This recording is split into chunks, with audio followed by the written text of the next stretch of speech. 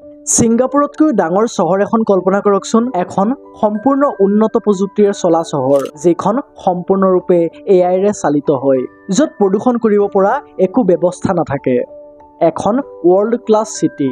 হয়, এনেকুৱা এখন চহৰেই প্ৰথমে কল্পনা কৰা হৈছিল আৰু তাৰ পিছত বাস্তৱ ৰূপ দিয়া হৈছিল গুজৰাটৰ মাজমজিয়াত। এই চহৰখনৰ নাম দিয়া হৈছিল ধলেৰা স্মাৰ্ট চিটি। কিন্তু আজি ই ভাৰতৰ অন্যতম অভিলাষী মেগা প্ৰজেক্ট হৈও এক প্ৰশ্নবোধক মেগা প্ৰজেক্টতহে পৰিণত হ'ল। এই মেগা প্ৰজেক্টটোৰ লগত এনেকুৱা কি হ'ল যে এসময়ত ফিউচাৰিষ্টিক ড্ৰিম চিটি হিচাপে বনোৱা এই চহৰখন এতিয়া সম্পূৰ্ণৰূপে জনশূন্য। আচলতে এই মেগা প্ৰজেক্টটোৰ পৰিকল্পনা কোনে কৰিছিল বাৰু? প্ৰকৃততে কিমান ৰাজহুৱা ধন খৰচ কৰা হৈছিল এই প্ৰজেক্টটোৰ নামত? কেনেকৈ ই এখন সপোনৰ চহৰৰ পৰা এটা হতাশাজনক প্ৰজেক্টলৈ সলনি হ'ল? আহকচোন আজিৰ এই ভিডিঅ'টোত ইয়াৰ বিষয়ে আলোচনা কৰোঁ।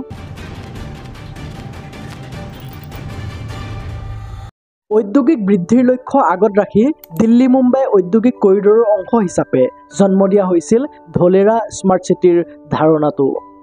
এই যে দিল্লী মুম্বাই ঔদ্যোগিক কৰিডৰ বুলি উল্লেখ কৰা হ'ল, ইয়াৰ মানেনো কি? দিল্লী আৰু মুম্বাইৰ মাজত 1504 কিলোমিটাৰ দৈৰ্ঘ্যৰ বৃহৎ পৰিসৰৰ ঔদ্যোগিক উন্নয়ন প্ৰকল্পকে দিল্লী মুম্বাই ঔদ্যোগিক কৰিডৰ বুলি কোৱা হয়।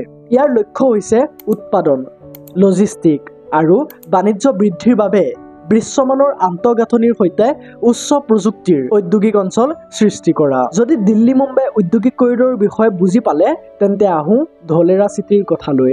আহমেদাবাদৰ পৰা প্ৰায় 100 কিলোমিটাৰ দূৰত্বত অৱস্থিত ধলেৰা চিটি ভাৰতৰ প্ৰথম আৰু সৰ্ববৃহৎ স্মাৰ্ট চিটি হিচাপে পৰিকল্পনা কৰা হৈছিল।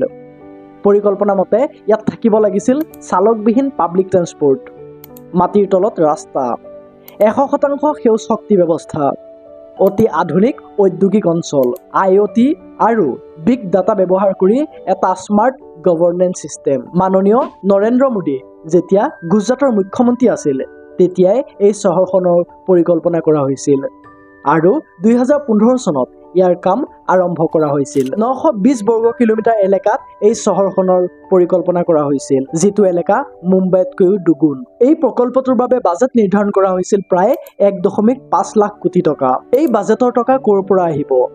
ভাৰত চৰকাৰ, গুজৰাট চৰকাৰ, জাপানীজ ইণ্ডাষ্ট্ৰিয়েল পাৰ্টনাৰ্ছ আৰু প্ৰাইভেট ইনভেষ্টৰ্ছ।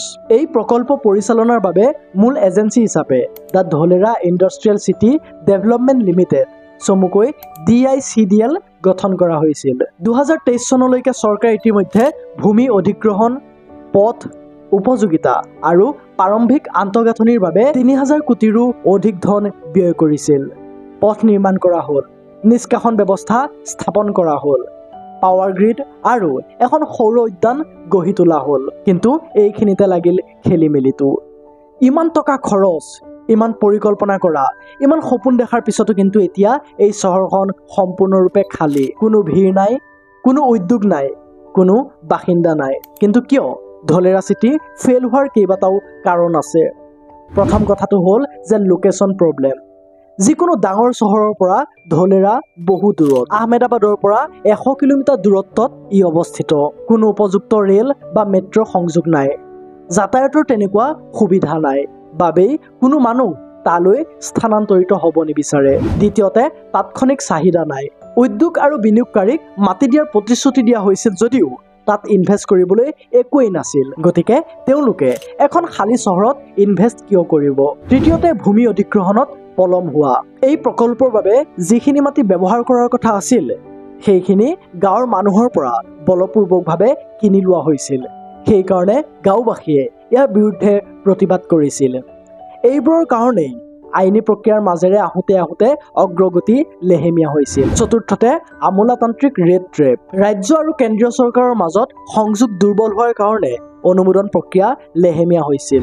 পঞ্চমতে গোলকীয় মন্থৰতা। 2015 চনৰ পিছৰ পৰা ফৰেইন ইনভেষ্টমেণ্টৰ গতি লেহেমীয়া হয়। 2020 চনত আহিল COVID-19 আৰু পৰিকল্পনাবোৰ স্থগিত হৈ পৰিল। যদি ধলেৰাৰ মূল ধাৰণাটো প্ৰথমে ক'ত কেতিয়া উৎপত্তি হৈছিল সেইটো চাব যাওঁ, তেন্তে আমি গম পাম যে নৰেন্দ্ৰ মোদীৰ নেতৃত্বত জাপানৰ সহযোগত হৈছিল। তেওঁ প্ৰধানমন্ত্ৰী হোৱাৰ পিছত 100 স্মাৰ্ট চিটি মিছনৰ অংশ হিচাপে এই প্ৰকল্পটো ৰাষ্ট্ৰীয় পৰ্যায়ত কাৰ্যকৰী কৰা হৈছিল। ধলেৰাক প্ৰথম মডেল হিচাপে স্থান দিয়া হৈছিল। যাক অনুসৰণ কৰি পিছত বাকী স্মাৰ্ট চিটিবোৰ বনোৱা হ'লহেঁতেন। এই প্ৰকল্পটোৰ লগত জড়িত সংস্থাসমূহ হ'ল Delhi Mumbai industrial corridor development corporation, Dholera industrial city development limited, national industrial corridor development corporation. এতিয়া যদি আপুনি মোক প্ৰশ্ন কৰে যে ধলেৰা চিটি সম্পূৰ্ণৰূপে ফেইল হ'ল নেকি, ইয়াৰ উত্তৰত যদি এক কথাত ক'বলৈ যাওঁ তেন্তে ই একেবাৰেই ফেইল হোৱা নাই। 2024-25 চনত ইয়াত আকৌ কিছুমান কাম আৰম্ভ কৰা দেখা গৈছে। 1000 মেগাৱাট শক্তিৰ সৌৰ উদ্যানৰ কাম আৰম্ভ হৈছে। টাটা আৰু বেদান্ত কোম্পানীয়ে ইয়াত চিপ নিৰ্মাণ কৰা উদ্যোগ খোলাৰ মন মেলিছে। এই প্ৰকল্পটোৰ নিচেই ওচৰতে এটা এয়াৰপৰ্ট বনোৱা হৈছে। প্ৰথম পৰ্যায়ত পথ আৰু আন্তঃগাঁথনি প্ৰায় 70% সাজু হৈছে, কিন্তু তথাপিও প্ৰশ্ন হয় মানুহ ইয়ালৈ আহিবনে? জনসংখ্যা অবিহনে এই চহৰখন কেৱল এখন কংক্ৰিটৰ চহৰ হৈ থাকিব। ধলেৰা স্মাৰ্ট চিটি আছিল এক সাহসী সপোন, কিন্তু সাহসী সপোনবোৰৰ বাবে প্ৰকৃত মানুহ, প্ৰকৃত উদ্যোগ আৰু প্ৰকৃত পৰিকল্পনাৰ প্ৰয়োজন। That's it for today. যদি ভিডিঅ'টো ভাল লাগিল তেন্তে ভিডিঅ'টোত এটা লাইক কৰি চেনেলটো ছাবস্ক্ৰাইব কৰি লওক। ধলেৰা স্মাৰ্ট চিটি বাৰু কেতিয়াবালৈ সফল হ'বগৈ নে? আপুনি কি ভাবে কমেণ্ট কৰি জনাওকচোন। এই ভিডিঅ'টো শেষলৈকে চোৱাৰ বাবে আপোনাক বহুত বহুত ধন্যবাদ। লগ পাম এটা নতুন ভিডিঅ'ৰ সৈতে। জয় আই অসম।